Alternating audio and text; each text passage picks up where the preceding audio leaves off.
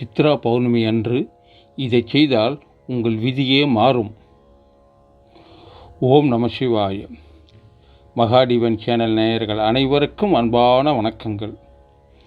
திதி பார்த்து வழிபட்டால் விதி மாறும் என்பது முன்னோர்களின் அருள்வாக்கு.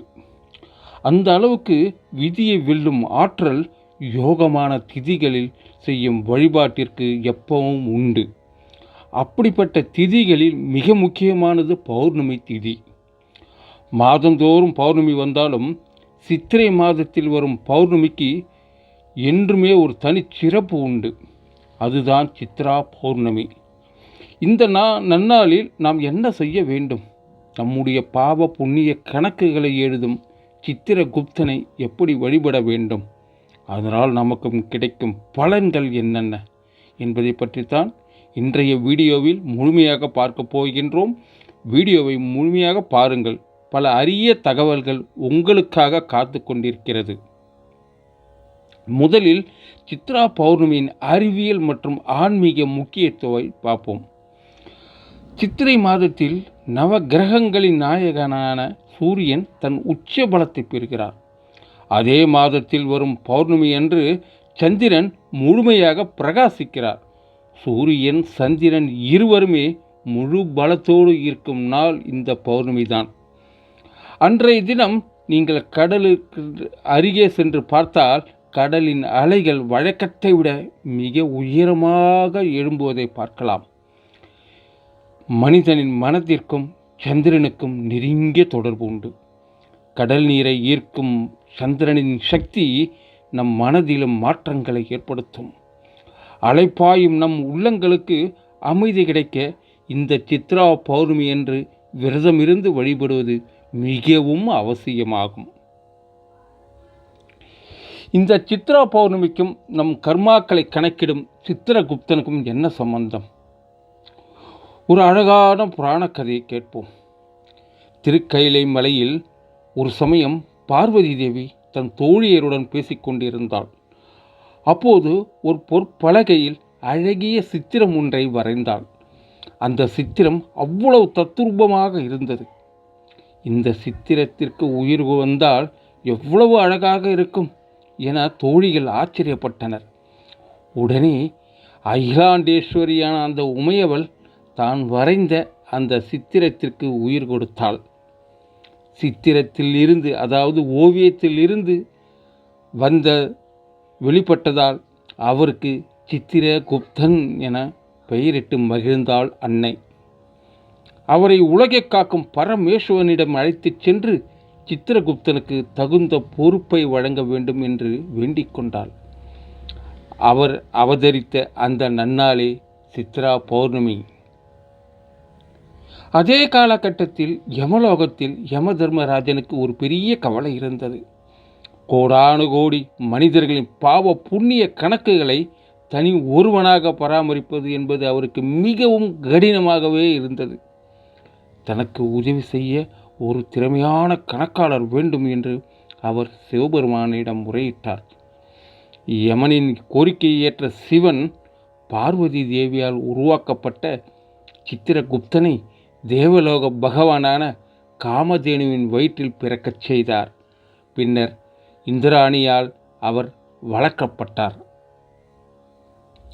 இளமை பருவம் அடைந்ததும் சித்திரகுப்தர் காஞ்சிபுரத்தில் சிவபெருமானை நோக்கி கடும் தவம் புரிந்தார்.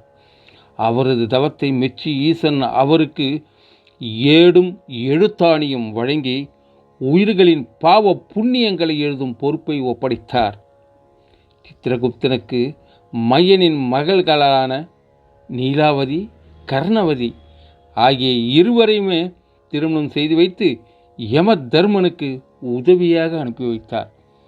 அன்று முதல் இன்று வரை நம்முடைய ஒவ்வொரு அசைவையும், நாம் செய்யும் சிறு பாவங்களையும் புண்ணியங்களையும் எந்த தவறும் இல்லாமல் சித்திரகுப்தர் கணக்கெடுத்து எழுதி கொண்டிருக்கிறார்.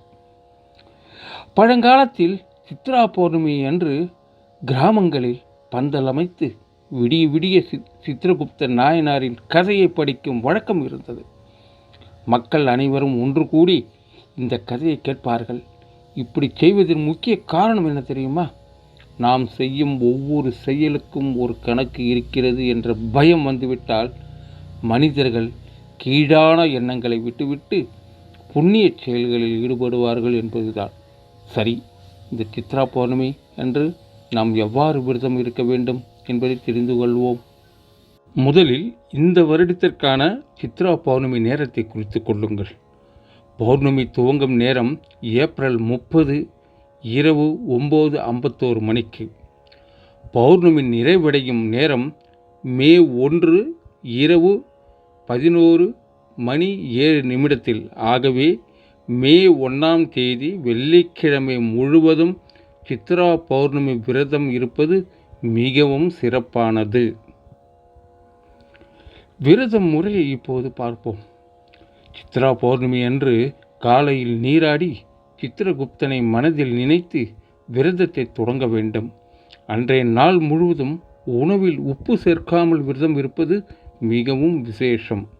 இதில் முக்கியமான விஷயம் என்னவென்றால், சித்திரகுப்தர் காமதேனு என்ற பசுவின் வயிற்றில் பிறந்தவர் என்பதால் அன்றைய தினம் பசும்பால், பசுந்தயிர் மற்றும் பசு நெய் ஆகியவற்றை உணவில் சேர்ப்பதை தவிர்க்க வேண்டும். மாலை நிலவு உதயமானதும் பூஜையை தொடங்கலாம். வீட்டின் பூஜை அறையில் மாக்கோலமிட்டு சித்திரகுப்தனின் அடையாளமான ஒரு நோட்டு புத்தகத்தையும் பேனாவையும் வைத்து தீபம் ஏற்ற வேண்டும். நைவேத்தியமாக சர்க்கரை பொங்கல் மற்றும் எருமைப்பால் கலந்த பாசிப்பருப்பு பாயசத்தை படைக்க வேண்டும். எருமை யமதர்மனின் வாகனம் என்பதால் எருமைப்பால் பயன்படுத்தப்படுகின்றது. சரி, அடுத்ததாக செய்ய வேண்டிய தானங்கள் என்னென்ன தெரியுமா? வழிபாடு முடிந்ததும் உங்களால் முடிந்த அன்னதானத்தை செய்யுங்கள். குறிப்பாக கல்வி பயிலும் ஏழை மாணவர்களுக்கு அவர்களின் படிப்பிற்கு உதவும் வகையில் நோட்டு புத்தகங்கள், பேனா போன்ற எழுதுபொருட்களை தானமாக வழங்குவது சித்திரகுப்தனின் மனதை குளிரச் செய்யும். பூலோகத்தில் மனிதர்கள் பல பாவங்களை அறியாமல் செய்து விடுகிறார்கள். அந்த அறியாமல் செய்த பாவங்களை மன்னித்தருளுமாறு சித்திரகுப்தர் ஒருமுறை சிவபெருமானிடம் வேண்டினார்.